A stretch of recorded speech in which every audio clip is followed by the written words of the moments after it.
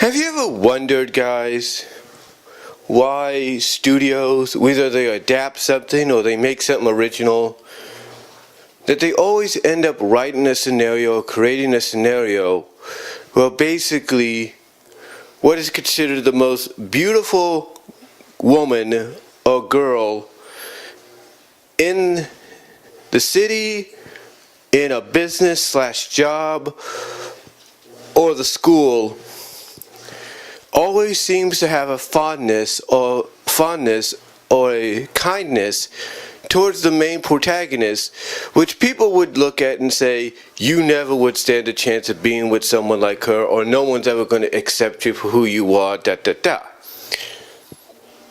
Have you ever wondered why they did this? I mean, if you want a good example of what I'm talking about, it is Christmas time. Well, it's the day before Christmas Eve, 2 days before Christmas Day.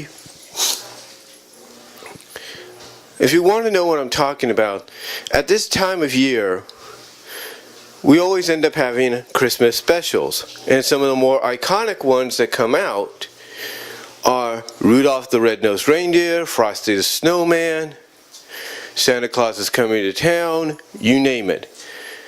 But let's talk about Rudolph, for example. Because he has had not one, but several adaptations of his story. Two of the ones that come to mind for me are, of course, the 1964 Rankin Bass special and the 1998 Good Times Entertainment / Thunder animation movie. But why do I bring them up?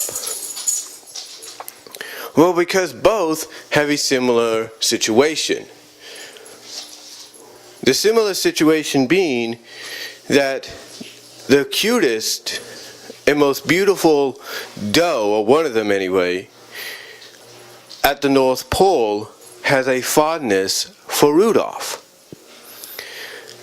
The 1964 special gave us Clarice, and the 1998 animated movie gave us Zoe.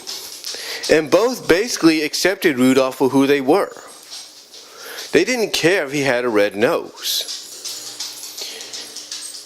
I mean, both had a similar situation. Rudolph gets mocked for who he is, and they basically feel sorry for them. Clarice goes after Rudolph in the 1964 movie, tells him she likes him for who he is, doesn't care if he has a red nose. Zoe feels sorry for Rudolph when he runs out of the school after being mocked because he wants to be a flyer like his dad.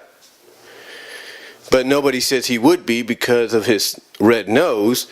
And then later on, Zoe doesn't even bat an eye when he pretends to when he does his little bit, when he pretends to do an acceptance speech for becoming a flyer, and even mentions her in the speech. She doesn't bat an eye. She doesn't. The point is both these beautiful characters that basically represent the girl next door, that people would think the girl next door is basically an interpretation of a female protagonist or friend that you'll never be nothing more than friends, that you'll be nothing more than just friends with.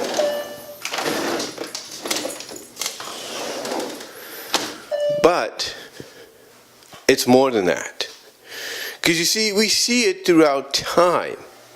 Even in the live-action 2000 adaptation of How the Grinch Stole Christmas, we kind of see that with the Grinch and this one female character who apparently has had a thing for the Grinch since they were kids, and he's had a thing for her. But because of what's gone on between Whoville and the Grinch, well, they just haven't had the time to be around each other or get back together or whatever. And in a sense, that character too is kind of a sweetheart of the town as well. And this is a story, this is a tale that gets thrown into, or interweaved, I should say, into stories. This is a tale that gets interweaved into stories since the beginning and the dawn of time. Heck, Disney has done this on several occasions. Yeah, Disney themselves have done this on several occasions. I'll give you an example.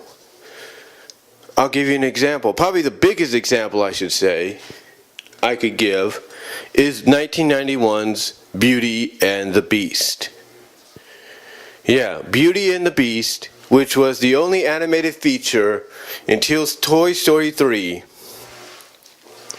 Until Toy Story 3 was the only animated feature to be nominated for Best Picture. But if you want an idea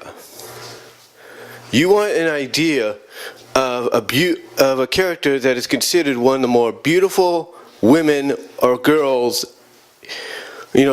in the town or city that they live in, accepting someone for who and what they are, Beauty and the Beast is probably the biggest example. You want another example, as panned as this movie is, as panned as it is as a follow-up and a sequel, The Hunchback of Notre Dame 2 is a good example. It is a good example because you have this one character, I think her name is Madeline or something. She's voiced by, I believe, Jennifer Love Hewitt. And basically, she's very beautiful, but she's kind of awkward. But she accepts and loves and ends up loving Quasimodo for who and what he is. Heck, they do a scene at the end of the movie where she shouts it out to the world because that's what you're supposed to do. Even in the original Hunchback of Notre Dame movie, they kind of, even though they went with Esmeralda and Phoebus, they basically kind of acknowledged that even someone like Esmeralda can accept someone like Quasimodo for who they are. The point is, the reason I believe they do this is because it's called hope and keeping your dreams alive. It's called hope and keeping your dreams. It's called encouragement and it's called hope. The encouragement of to keep your dreams alive, to keep pursuing your dreams no matter what people say. If you dream and believe that you and in this case, a counterpart, like a beautiful female that you know is very nice to you and very nice to everybody, is meant to be, then you keep pursuing that. You keep trying to make that dream a reality. And maybe someday you'll meet someone like her, if not be with that one that you believe you're supposed to be with. It also brings out hope. Hope that someday you will have somebody accept you for who and what you are, and even want to be more than just friends with you. That's what it's about. That's why they put stories, or that's why I should say, movies, animated movies and live action movies. This is why studios put these scenarios into the movie. To give encouragement, to give hope. Do they have to add them into the story, into their adaptions? No. Did they have to add Rudolph getting a love interest in both adaptions? No. Did they have to add that thing with the Grinch and this woman in the 2000 live action adaptation? No. Did they have to do a follow-up to The Hunchback of Notre Dame and give Quasimodo a love interest? No. Did they have to have, even in the original, Esmeralda accept Quasi and give him hope as well? No. They didn't have to do that, but they did. They did that. And I could give you many other examples. Many. And there's too many to count.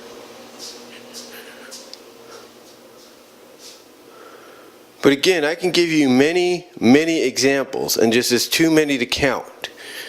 But the point is, if you ever wanted to know why you kind of get this story angle in a lot of these adaptations or original stories, it's because the story is giving the viewer a message of encouragement and hope. That's right. Even Goofy Movie did this, which is essentially Goof Troop the movie. They did this. They did this as well with Roxanne and Max. So when you think about it, that's really what it's about. Hope and encouragement. This is why studios do this. This is why screenwriters do this. They want to give people encouragement and hope to always pursue their dreams and never give up. That's what it's about when you think about it. That's why they constantly do this. It's about giving encouragement and hope. That's why you always see these kind of story angles and scenarios in any adaptation or original animated or live action movie. Heck, one other example, as critically mixed as it is, even the Illumination Studios adaptation of the Lorax did that with Zac Efron's character and Taylor Swift's character, and Taylor Swift's character accepting Zac Efron's character for who and what he is and kind of understanding where she's coming from. They even closed this out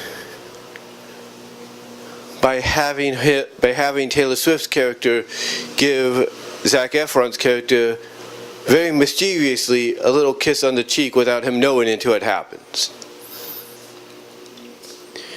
The point is, folks, like I said, it's about encouragement and hope. And that's why I think they add the scenario in. They add this element to the stories, whether they're adapting it or they're making it original. This is why they do it. It's about encouragement and hope. That's all it is. And this is why a lot of us like that. I like it. This is why a lot of us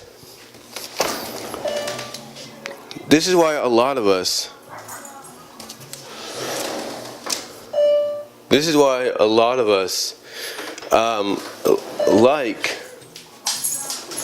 the whole Spike and Rarity thing in My Little Pony Friendship is Magic. This is why we like it. We like it mainly because it's a message of hope and encouragement. That's what it is. Spike, no matter how you view it, never gave up on trying to win Rarity over, and it seems he may have done that in the recent Best Gift Ever special. So, when you look at it, that's really what it's all about. And I know I sound like I'm repeating myself, so I do apologize. But that's really what it's about. Hope and encouragement. And that's why these kind of elements, these kind of parts are added into any adaptation or put into any original story. It's about encouragement and hope. And that's really all I have to say about it. So let me know what you guys think down below. Comment if you like. I'd love to hear what each and every one of you have to say about it. And I will talk to you all later. Thank you and God bless.